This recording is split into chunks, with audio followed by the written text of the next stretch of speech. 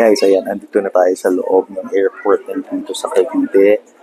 At minaghihinday lang tayo ng oras ng flight natin. Wala pa yung airplane eh. So, ang isasakyan natin ngayon is 70-seater plane. Medyo mainit guys. So, 2 p.m. ngayon, 3:45 yung flight natin. Guys, pakita ko sa inyo kung gaano kainit sa labas sa kaaraw. Ayan guys, tingnan nyo kung gaano ka-tirik ang araw sa labas. Ayan. Pakita ko lang sa inyo quick guys kung ano yung tsura ng airplane nila dito sa loob ng dito sa Cavite Sangli Airport. Ito guys, maliit lang yung airport dito sa loob. So ito yung waiting area nila. Ayan. Tapos dun sa kabilang side may free coffee, biscuits, and mga muffins. Comfortable naman dito guys. Okay naman dito guys sa loob ng airport nila, comfortable, malamig, tapos sabi ko nga meron sila free coffee, water, biscuits, and mga muffins. So, ayun, hintayin na lang natin, tingnan natin ha. Tapos, palipad na tayo papunta ng Balisin. Ayan guys, pakita pa ng plane, pakita yung plane na yun, nasa malayo pa. So, ito yung smaller plane nila. Yan yung 12-seater daw. Yan dapat yung sasakyan natin kung gusto natin na mas maagang flight kanina. Kaya lang, medyo matagtad yan. Nakakatakot. Kasi tayo sa 70-seater plane with 3:45 yung flight. So, kita-kita tayo mamaya. Tapos, right ha?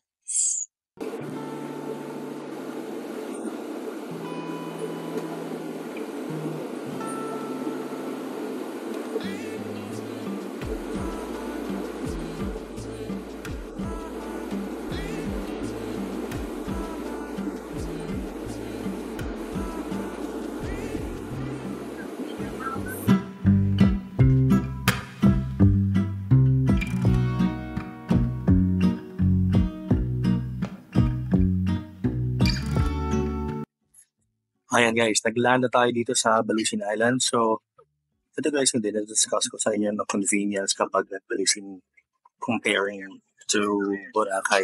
Kaya yung plane guys, so bumaba na tayo yung tarmac.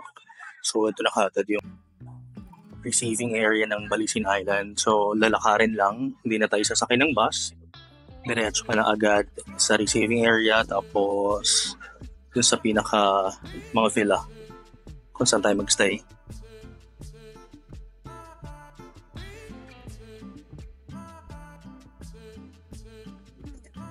Ayan guys, makikita nyo na agad ang nature.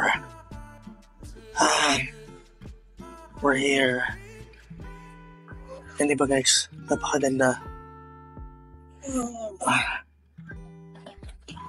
As in, speechless ako.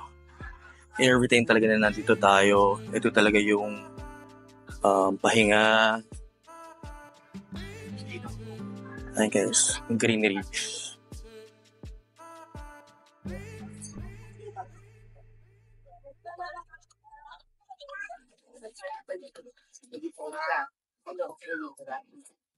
So, ganun ka-accessible dito guys.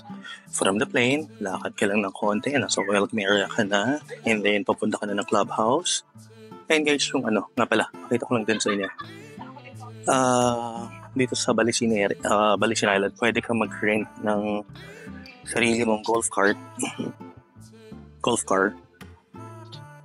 Para makaikot-ikot ka, para hindi ka na tumatawag sa kanila pag gusto mo mag-land tour, mamasyal, ayan.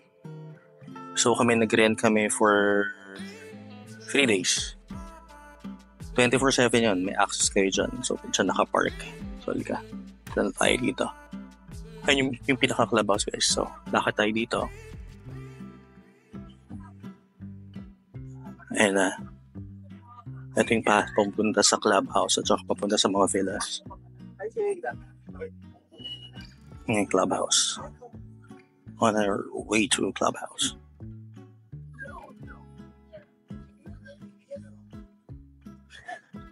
So, ganun kabilis guys yung walking distance from the plane, baba ka, and then sasalubungin ka na ng malamig at masarap na simoy ng hangin ito. Ayun guys, yung clubhouse at yung sobrang mature tree nila.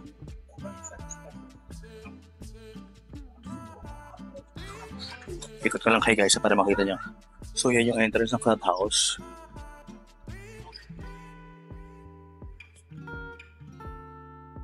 And ikot ko lang kayo guys para makita nyo. Ayan yung hangar or ayan yung thing.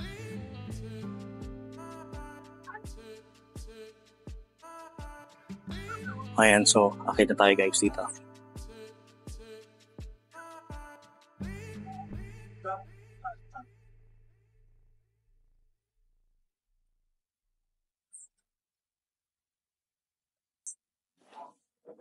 Medyo mainit pa rin yung araw. Pero ang laki ng difference ng kalamigan pagpasok mo pa lang mula dun sa welcome area nila. Dun sa lounge area.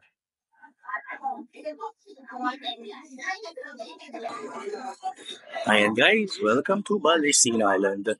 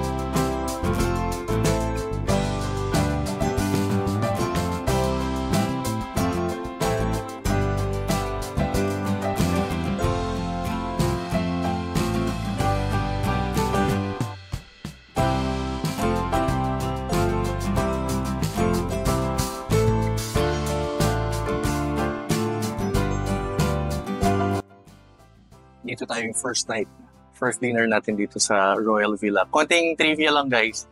Dito ikinasal si Cheese Escudero at saka si Heart Evangelista. Ayun, so papasukin natin para at least makita nyo rin kung anong itsura sa loob, kung saan nga sila kinasal. Tara, pasok na tayo. Ayan guys. So from the entrance, sa napakahabang entrada, bubungad sa inyo itong napakalaking fountain na to. Tapos, ito na yung grand entrance nila.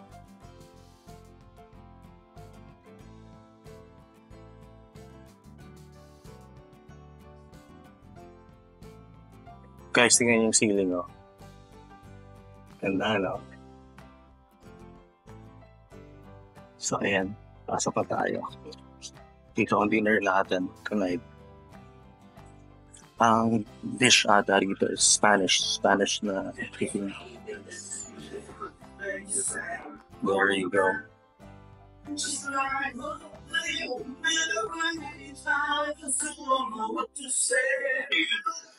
So from here and on guys, mute natin kasi baka tayo, copyright tayo, may kumakanta kasi.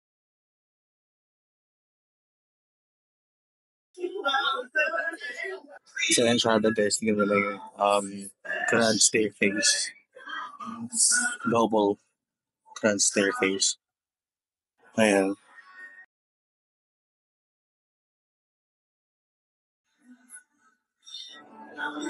Ito yung isa. So you could imagine guys kung gaano kabongga yung kasal ng dalawa.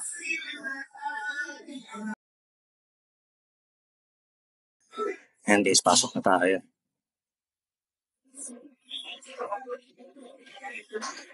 Merong malaking round table dito.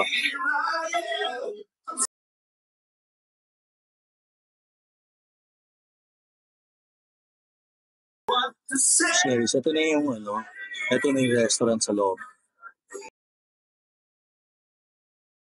Tara, pasok na tayo.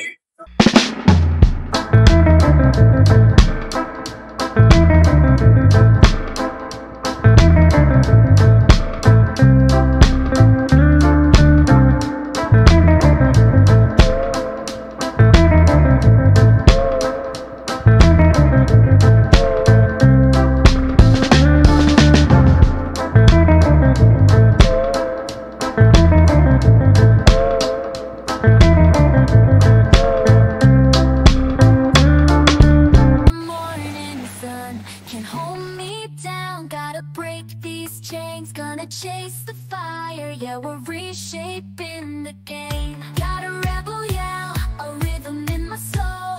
Gonna rewrite the rules, taking back control. We're the renegades, electric in the night, breaking all the barriers, taking it flight, igniting the shadows within the unknown. This is the playground, watch the energy flow, crashing through the silence like a sonic boom, shaking up the status quo, defying every room. Don't need permission, gotta follow the beat. We're a vibrant explosion, moving to our own heat. Got a rebel yell, a rhythm in my soul. Gonna rewrite the rules, taking back control. We're the renegades, electric in the night, breaking all the barriers, taking it flight, igniting the shadows, the neon glow. This is the playground, watch the energy flow.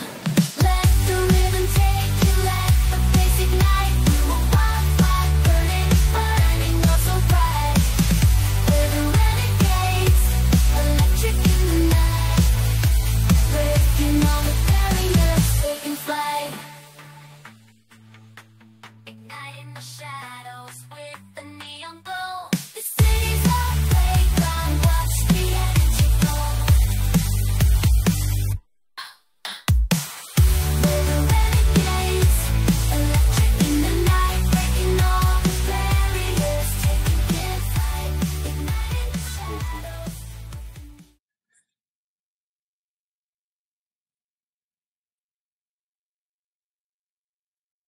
So yun na nga guys. Nandito tayo ngayon sa Sakura. Tayo magla-lunch na yun. So, kanina nag-breakfast na kami sa clubhouse. It's about breakfast lang. Eggs nam, ng bread. Tapos sa afternoon, tulog kami for ilang work. Ayun ngayon, so yun na. Lunch yung late lunch. Sa natin yung so natin dito dati. Dun sa previous vlog na sa Malaysia.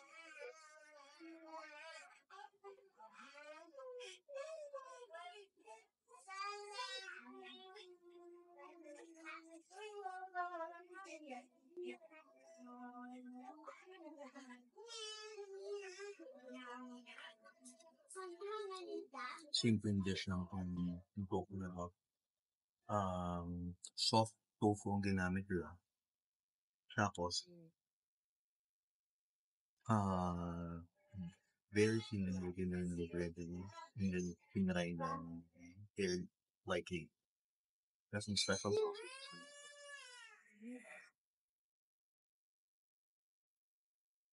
Ito, sabi ginagamit sa ako nung kaya. Parang yun na nga lang yung ginamit ng pang paalat eh. Okay. Simple.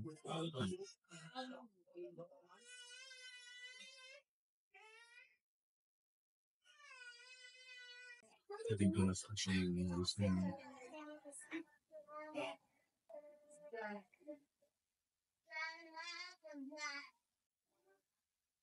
ito guys yung kanilang salmon sashimi.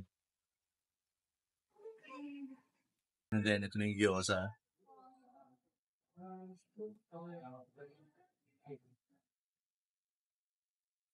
Dito guys, ito ang pinakamura dito.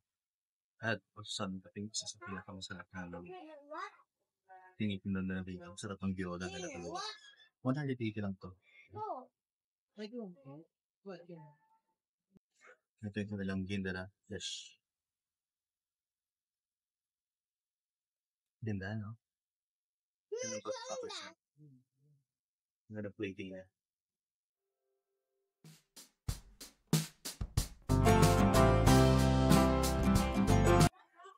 Alam guys, hindi lang nga sa Balisin, di ba paulit ko sa sabi ko ngayon na medyo expensive na makapunta dito. Pero ang binabayad si convenience pa. From Manila to Balisin, hindi ko masyadong pagod. Siguro perfect ito dun sa senior kasi hindi na wala na ganun strength ng travel, napakalayo. Tapos yung convenience ng stay dito, mismo sa island itself. Hindi siya yung stressful. Normally, hindi ka nang kainay dito. Food is fresh, masarap. Hindi din naman yan ang mahal or na lagi sa prasyupan ng Boracay na lang kumpara yung kasi wala sa isang rock. Peach 5.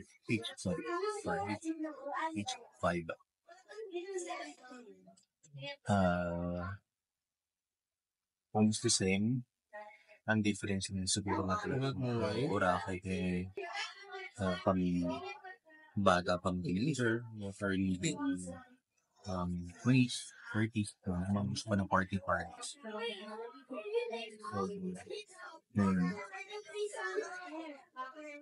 Ito guys, ang shoyu ramen nila.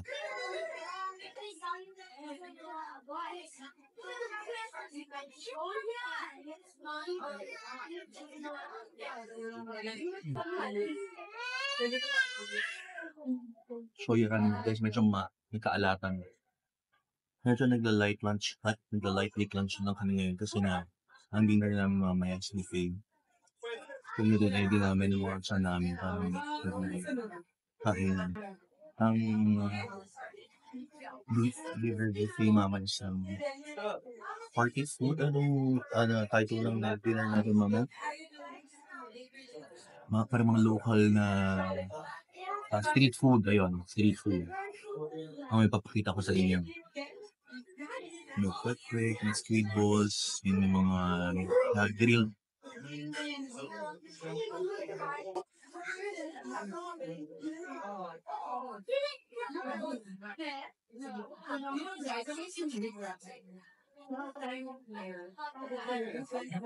Medyo maalat yung so ito Koyo ramen.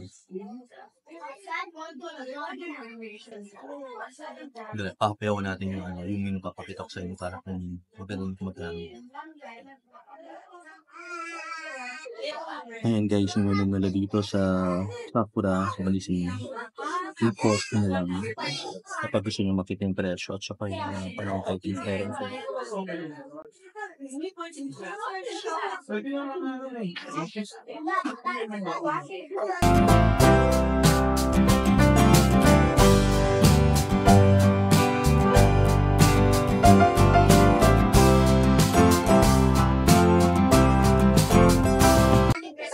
Hindi rin ganun ka sama guys ang presyo, no?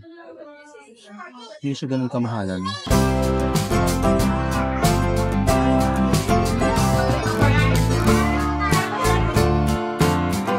Yung sa mga sashimi na fresh yung isda na ginamit.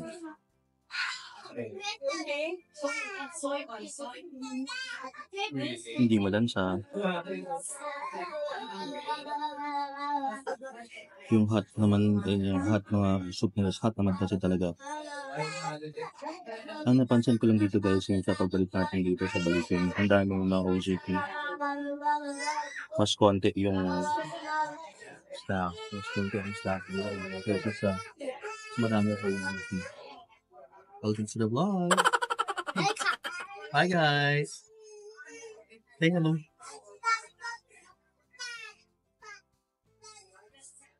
So ayun, so kakain na muna kami. Mamaya kasama namin kayo ulit sa dinner naman. Alright? See you guys later.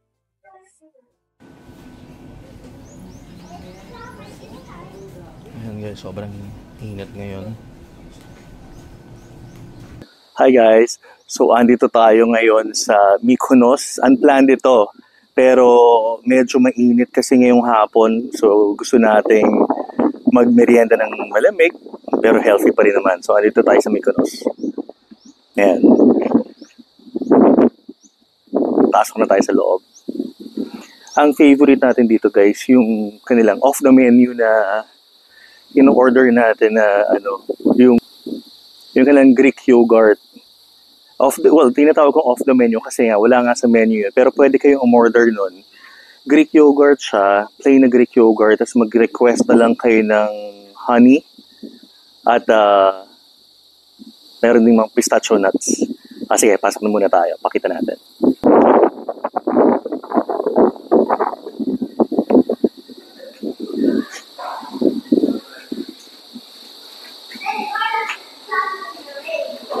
So ito guys, yung buong kabuuan ng Mykonos. Yung bar nila.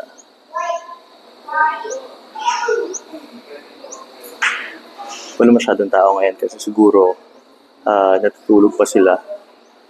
Nag-ready sila dahil merong event mamayang hapon. Ayan.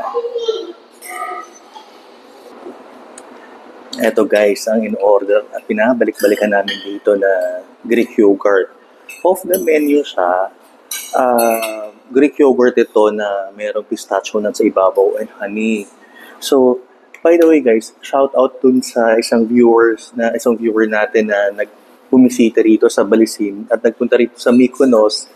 Nasabi sa amin ni Ram, which is yung waiter natin dito na napanood nyo daw itong vlog natin. Tapos sinry yung order yan, yung Greek yogurt with honey and pistachio. Kaya lang hindi kayo successful na order nyo kasi day off siya nung panahon na yon. Si Rami yung ating personal na na waiter na nung request natin. So anyway, sa susunod guys, kung gusto nyo matikman ito, siguro kahit absent si Ram, pwede nyo ipapanood sa kanila itong video nito or i-mention nyo lang yung name niya na pwedeng kayong umorder nun. Alright? Kasi sobrang sarap talaga. Kailangan nyo rin masubukan. So, imagine guys, napakalaki na baso nito na Greek yogurt. Ayan, kasi masarap siya talagang combination. At saka yung Greek yogurt dito, I think sila talagang gumagawa kasi talagang masarap.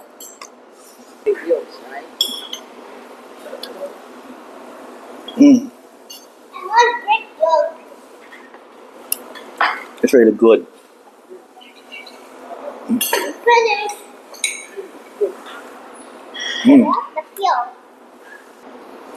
Guys, alam niyo, kahit ako, amazed ako kung gaano kakapal. Tingnan niyo kung gaano kakapal yung layer ng pistachio nuts sa baklava na to. Di ba? Hindi natin to nakikita sa Manila, aminin. So, alika, tikman na natin. Ulit.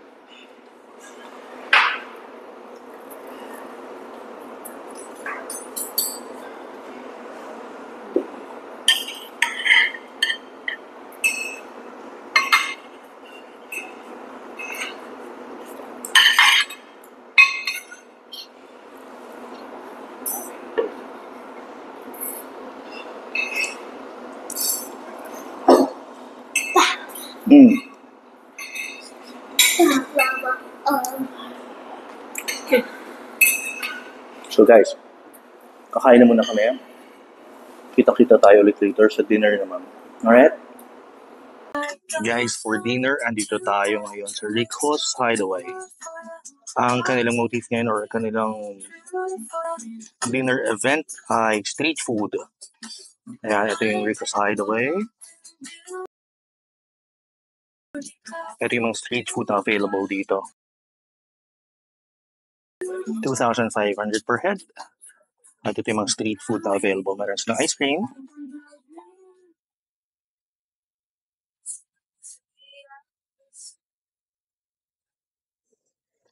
Ayan guys, meron silang mga kakanin dito. May bilo-bilo. May kinataan dito. Ginataang bilo-bilo. That's one. Hot chocolate. Tablea. Tablea. No, sir, no? Ay, may mix po ng tablea. Tapos mo dark chocolate. Tablea, hot chocolate. Mixed with dark chocolate. Same with this one, no? Yes, same. Of course, hindi mawawala ang turon. Ube pandan and langka, I think. Nico. Cheesy bibingka. Dito sa station na to, pansit. Chef, what type of pansit ito? Pansit habab, sir. Pansit hab-hab. Lovely. Ito ba chef yung nilalagyan na suka? Yes, sir.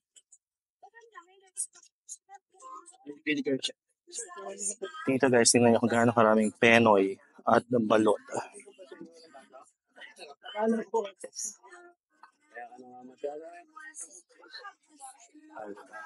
Unlimited. Eat all you can. And guys, syempre meron din silang beef pares. There you go. Beef pares by the sea. And guys, yung dagat to.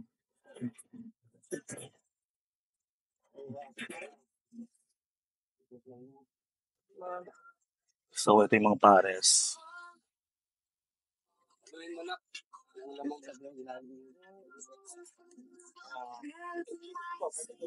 And of course, ang mga ihaw-ihaw nila may sausages, pork barbecue, hotdog.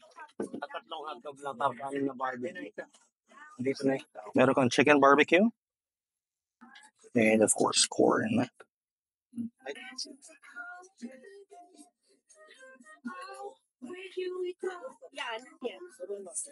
Cold tuna Halloween.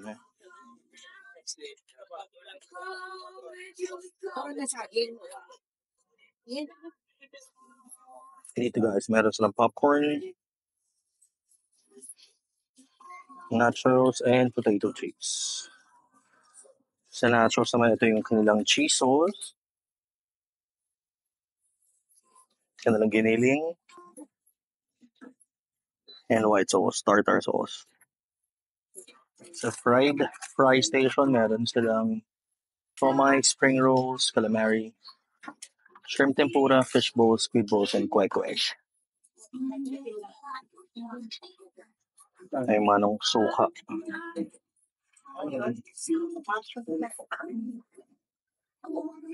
Squid bowl, Shanghai, tempura, and kwek-kwek.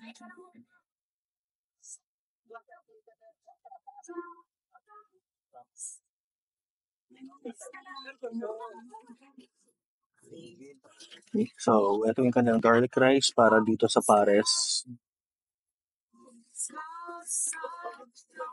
Tara guys, kain na tayo.